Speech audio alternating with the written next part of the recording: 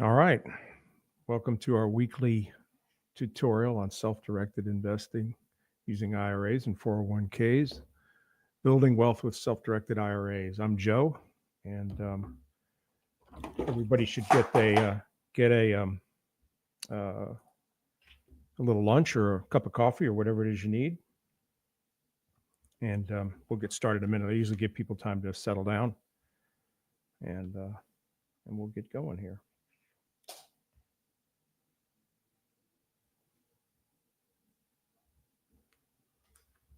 Okay. All right, well, let's get started. First, we have to have a disclaimer. The lawyers have to get involved. So they're the heretofores and the notwithstandings. We don't provide investment advice. We can't recommend or endorse or promote any kind of investments. So all the information that I provide to you is strictly educational. And we always advise anyone getting involved with self-directed investing or any kind of investing to consult your tax prep specialist, your accountant, lawyers if you have to. So we're a neutral third party. We're just the custodian, and we'll get into more about that in a minute. A little bit about us. We celebrated our 20th birthday last year. We're headquartered just north of Philadelphia in Ambler, Pennsylvania. Anyone familiar with the state of Pennsylvania? We're just off the turnpike. We have 8,500 clients plus all across the country. We started out here in the Northeast, but we have expanded to the entire country.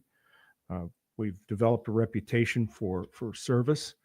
We like to think among the companies that are in this business, everyone tries to do a good job. And we're big enough to get anything you need done, but we're small enough to answer the phone. So I spend most of my time working with people who raise money. That's private equity, private lending, and venture capital companies, and helping them tap this money source. And I also work with their investors and other Cama Plan investors to make it easy on them. So what we're doing today as part of that mission is to educate and make you familiar and comfortable with self-directed investing. A bit about the founders of the company. This is a third-generation real estate family, a brother and sister combination. Carl Fisher and Maggie Polisano, hence the Cama, Carl and Maggie. And again, 20 years ago. Again, third-generation real estate family.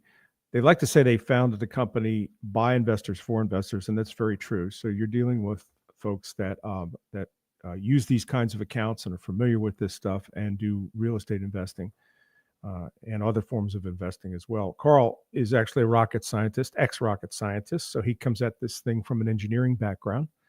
And Maggie has a background in Fortune 100 IT and building platforms, and she's responsible for all the platforms that help us manage things here.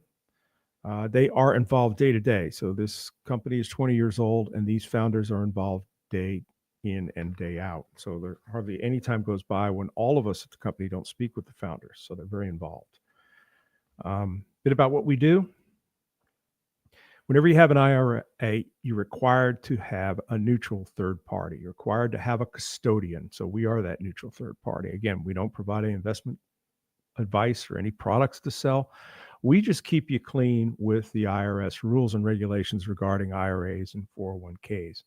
So that's our forte. We'll do our best to help you out in any way we can. But again, you want to consult your specialist. Self-direction means that it's between you and the folks that you invest with. So anything that you invest in is going to be an agreement between you and the people that you're investing with. We're, again, a neutral third party. We don't want to just throw up our hands and say, don't shoot us, we're the piano player when the disputes arise. But self-direction means that you're responsible for your investments. One thing I will say about that is that we like to work with the other people that are advising you. So if you have accountants, you have CPAs, you have a tax specialist, we want to make sure we fit into everything that you're doing and everything that they're helping you do. So we're often on calls with those professionals and getting a better look and a clear picture of what you're trying to accomplish. So today we're going to walk through the different types of self-directed IRAs and 401ks. What is real self-direction? What you can do, what you can't do. We're going to look at an investment inside of an IRA and outside of an IRA. We're going to compare them side by side to show the differences that tax deferral and tax elimination can mean to the profits that you make from your investment. Then we'll demystify the process of how it works, show you how you can get your accounts open and how you actually operate the thing. And then we've got a lot of resources. So this is the beginning of a journey. We have lots of webinars, and we have a podcast series called The Road to Financial Freedom. And all of us are available anytime for questions that you have about self-direction. We love talking about it and helping people solve problems.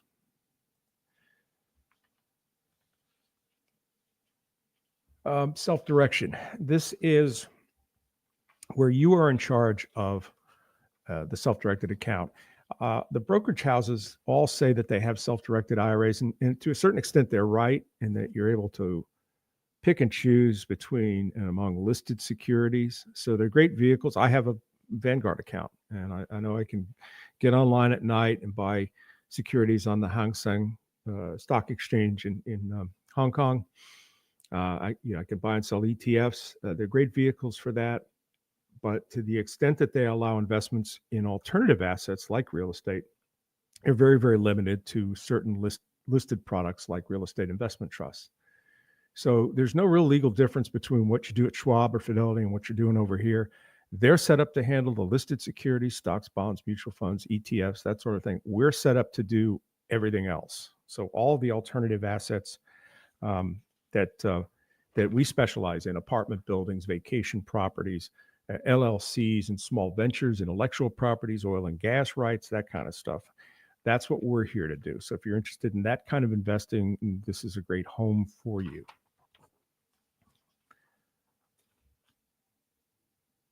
And again, throughout, feel free to tap in any questions.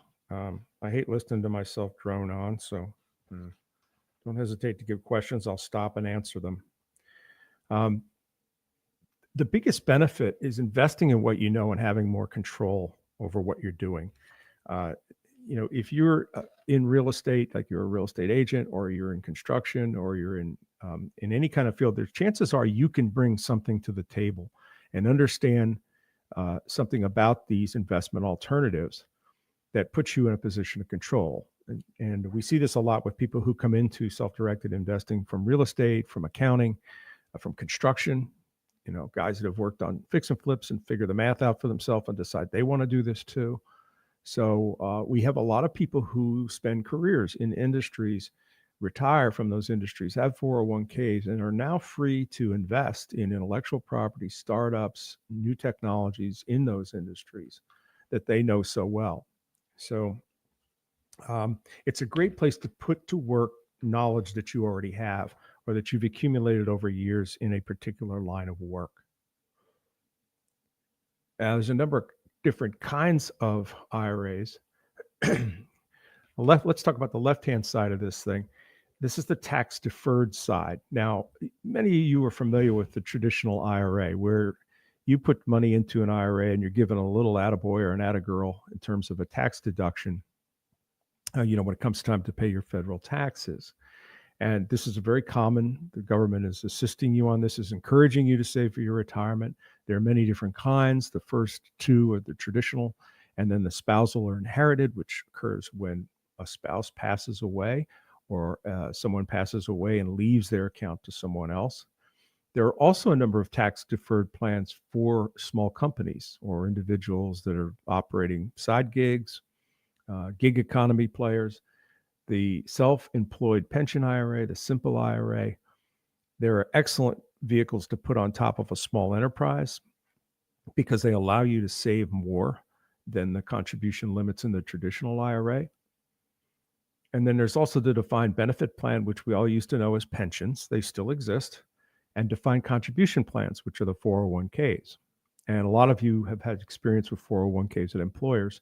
Well, we do them over here too. So the key here is that the taxes that you will pay will be deferred. So you'll put money into these accounts, you'll invest, you'll accumulate your earnings, tax deferred until you're 59 and a half, and you can begin taking those funds out, and you'll be taxed at whatever your income tax rate is at the time you take the distribution.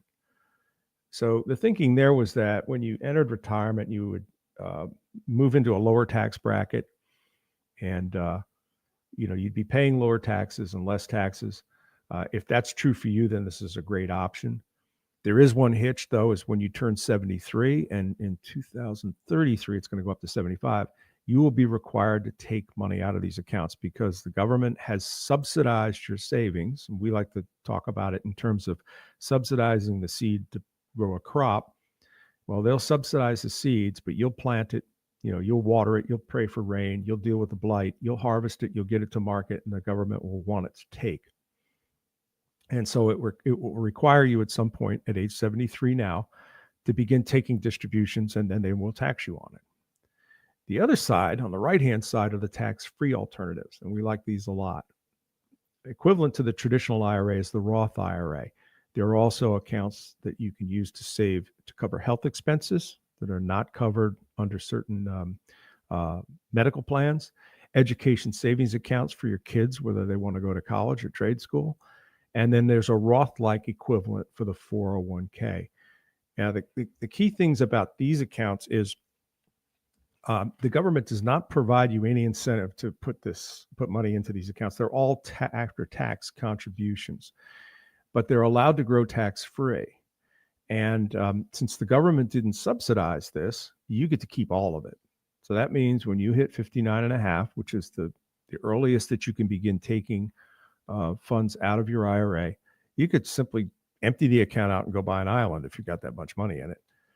And there'll be no required minimum distributions at 73. So you can leave that money in the account, pass it on to an heir, let it grow, take it out whenever you want. So again, it's your seed.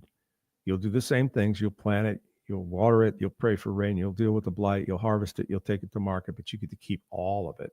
So we really like these vehicles. Probably the premier example of someone who used a Roth is Peter Thiel, who was one of the PayPal founders, and he put his penny a share, dollar a share stock into his Roth at the time the stock was issued. He had his Roth buy it.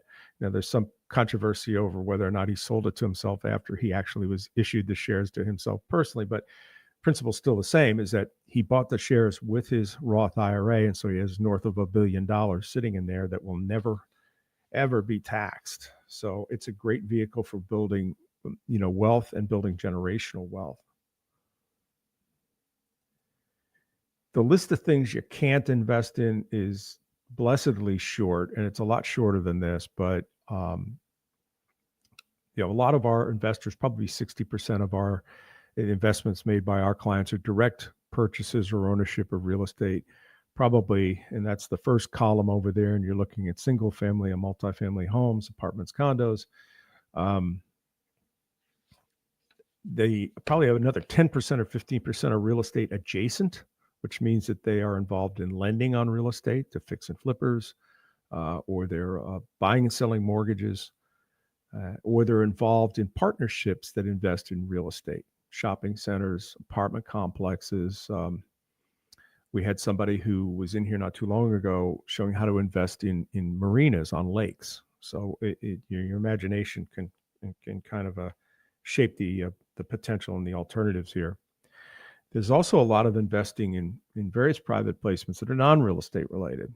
And we see everything from intellectual property, music catalogs, land banking, oil and gas rights, virtually anything that is a venture can be invested in.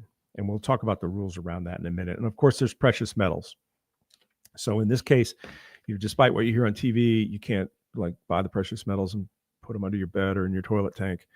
They go to a depository, but they are owned by you. And the label, the label on the cage where the precious metals are kept, our Camo plan. And if you want, you can actually have your own separate little box, and they do give tours occasionally, so you can actually go down there and see it. And it's pretty interesting. A little bit more detail on the allowable investments. The first four in this category are rental properties. They're very popular. So again, real estate's our biggest asset class. We're seeing a lot more of the ones on the bottom. This is the approved or unimproved land. There is a fund that you can invest in with a company that prepares property for single family home developers. So they clear the land, they make sure the titles are all clear, they do any remediation of the land, and then turn it over to developers. There's also companies that will buy the land out from underneath manufacturing operations and lease the facility back to the manufacturing operations, so you become a landlord for an industrial enterprise or small manufacturing enterprise. And so we see a lot of those as well. Foreign property investments are allowed, and they're becoming more popular. We've got people that invest in Colombian coffee plantations and Costa Rican vacation properties. So also very popular. So you don't have to stay here in the U.S. You can go anywhere. The real estate adjacent investments are interesting. I do a lot of this stuff myself. I lend to fix and flippers. I buy and sell notes, and I like the passive stuff. And some people do because, the landlords, that is another world. It's a world I don't understand. So I'm not capable of maintaining a piece of rental property like that or being responsive to tenants. So I like passive, no, what they call the 4Ts: toilets, taxes, tenants, and trash. So I kind of avoid that. But there are all sorts of, again, real estate adjacent things you can do, and things that look like real estate. We've got that guy with put a dump truck in his IRA. And think about it, it's just a mobile piece of rental property, and he was leasing it out to construction companies. So there's a lot of options here. Then there are convertible notes, where you start out by loaning money and you get the option to convert it to equity. And then there's unsecured notes. I've done some of these with people that do business with me. So there's a relationship there and there's some trust. And of course, they are vending products to me that I'm paying for. So lending them money is a little bit easier because they don't want to risk defaulting on that, because they'll give up the business that they're doing with me. But you can also lend unsecured.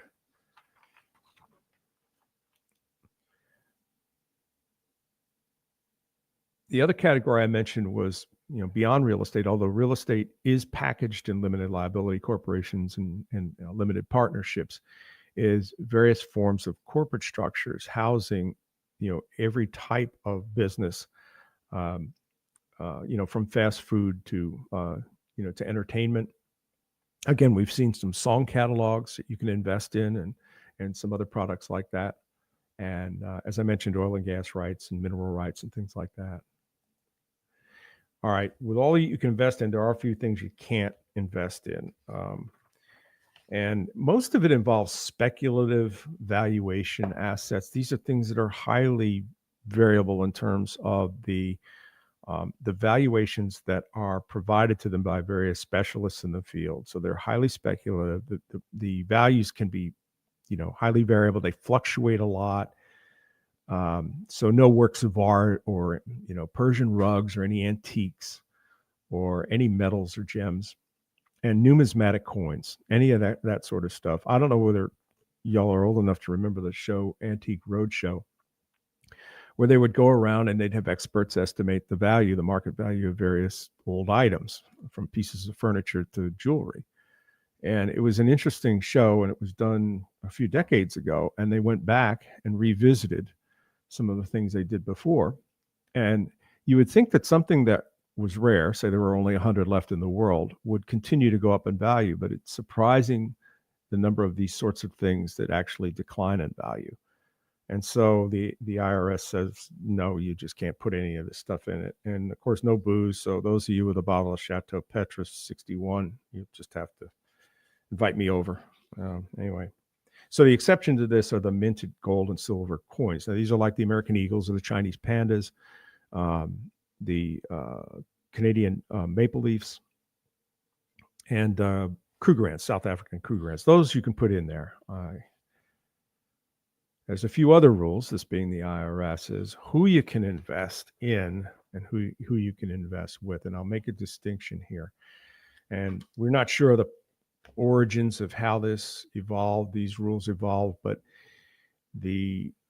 typically you cannot invest in anyone in your linear family, ascending or descending. So that means that your parents can't invest in your company, you can't invest in your children's company, you can't invest in your spouse's, and vice versa. However, you can invest alongside of all of these folks. So I want to make that distinction, because while I can't invest in my spouse's business, she and I could go find a piece of property and invest together. The ones in the green there, you can invest in. I've done that with my nephews back when they were starting their companies. Now they don't need me anymore, but they needed pieces of capital equipment. I was able to loan it when they didn't have 2 years worth of financials and couldn't get financing for some of the equipment that they needed. And I charged them basically a market rate, and because that's a requirement. And I made a little money, and I got to help them out on their businesses. So the rules here are basically that there's no self-dealing. And again, pay close attention to who you're getting involved with in terms of investing in. But remember that you can invest with all of the people on this chart. When it comes down to certain types of investments that are also prohibited, it's basically it comes down to self-dealing. Are you on both sides of the transaction? So we get this a lot. And two examples. The first is, son or daughter is going off to college, and mom and dad want to buy a condo, rent out 3 of the bedrooms, and son or daughter will stay free. And you can't do that because you're benefiting from that. These are intended as passive investments. Another is a vacation property. If you buy something with your IRA, it's supposed to be passive. You're not supposed to benefit from it in any way other than as an investment. And so you can't use it for 2 weeks out of the year. And, some folks will say, well, who's going to know? Well, one word, divorce. And the other word is a neighbor that gets annoyed at you for one reason or another, but knows that's what you've done. So not worth the risk. But anyway, if you're on either side of it, for companies, you can't own 50% or more of a company. You shouldn't be receiving any compensation. You can be a minority shareholder. You can't be a 5% owner in the spider at the center of the web where you control everything anyway. So, consult with your tax prep specialist and your CPA. They'll keep you clean on this stuff.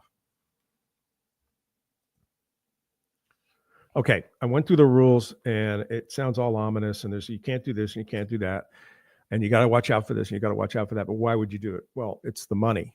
And if you look at what you make, I've been a 1099 person my whole life, and if your salary, you're in the same boat, you're paying a lot of taxes.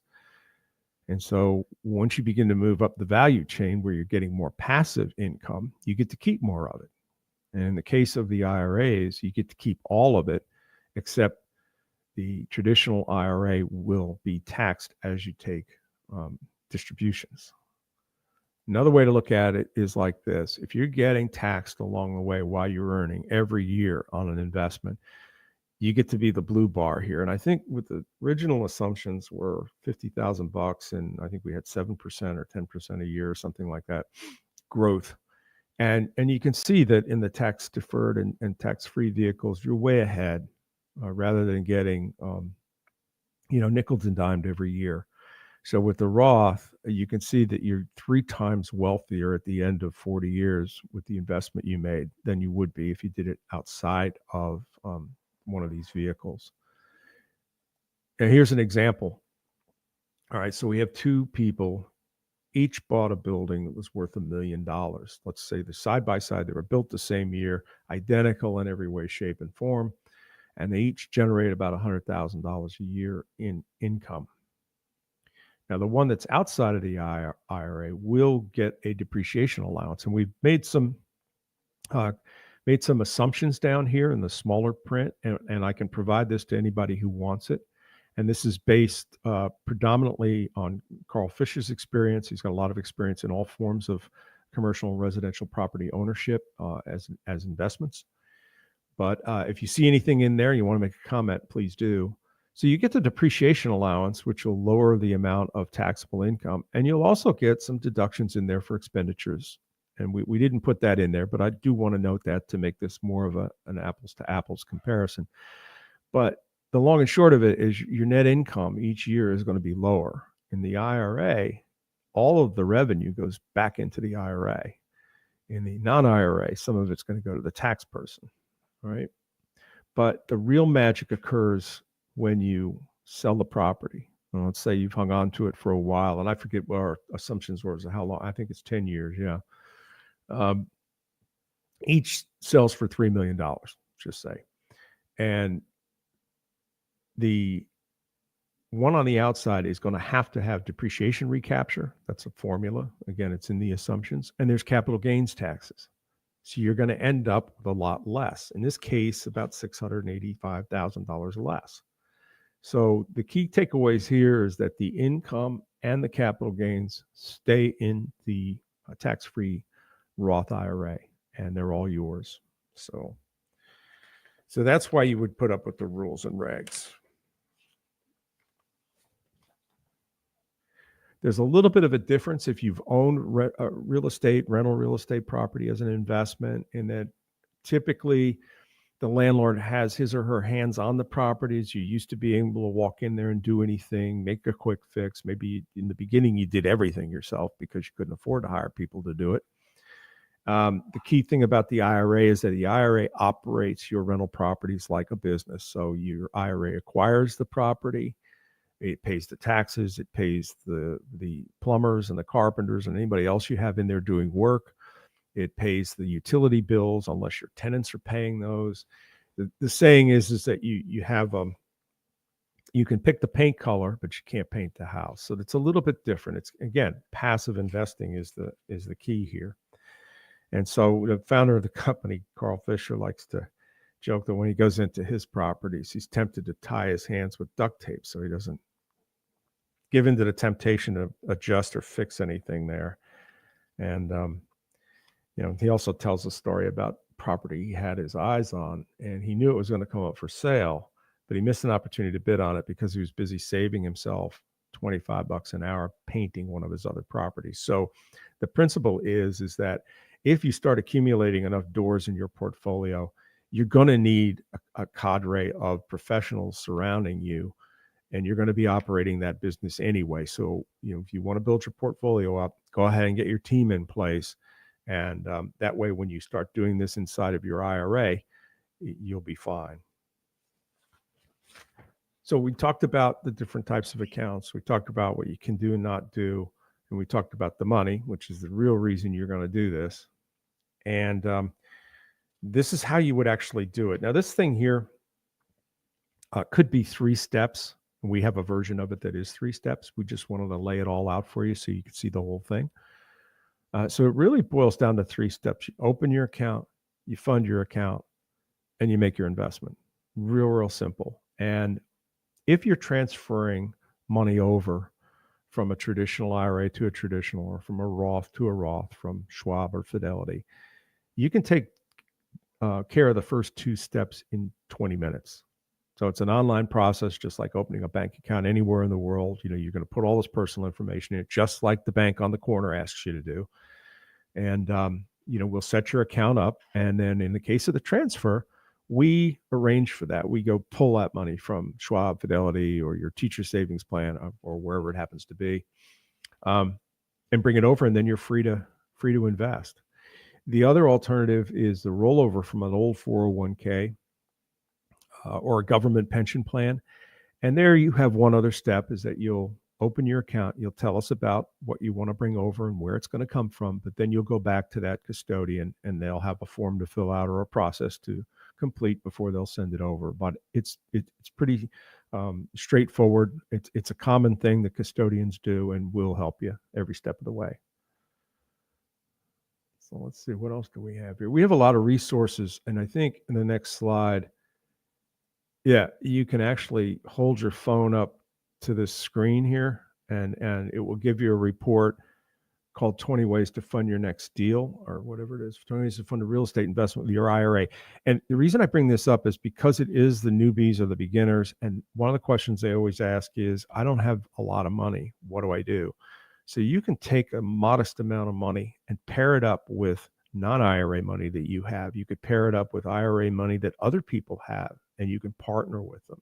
I do this with my wife. Sometimes I'll be able to afford 50% of a note purchase with my IRA, and she's got the other 50% sitting over there. And so we partner on the deal.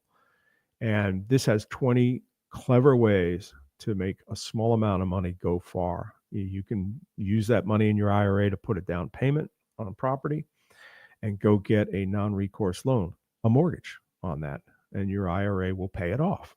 So there's a lot of ways to get started and jumpstart and get involved with this. Again, your phone, you should be able to do this. If you can't, let me know in the comments or just contact me. I'll have my contact info at the end, and I'll send you the whole thing.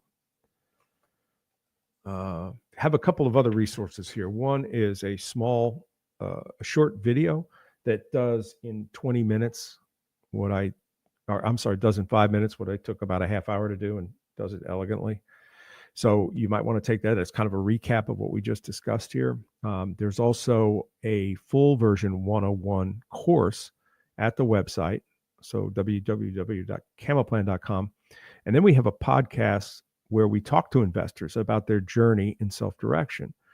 And it's amazing. Some of them get started just like you did today by listening to this. They start making investments. They get it. They get involved.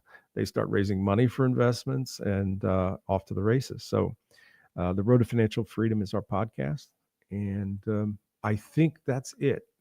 You can reach me here. Again, we love talking about this stuff, so don't hesitate to contact us, ask questions, and we'll help you get started. So I think we're good. I don't see any questions. Going once, going twice. All right. Well, thanks for sitting in. We really appreciate your time, and I hope this was useful for you. And we look forward to seeing you come in through the door, digitally or otherwise, and helping you self-direct. Thank you for your time.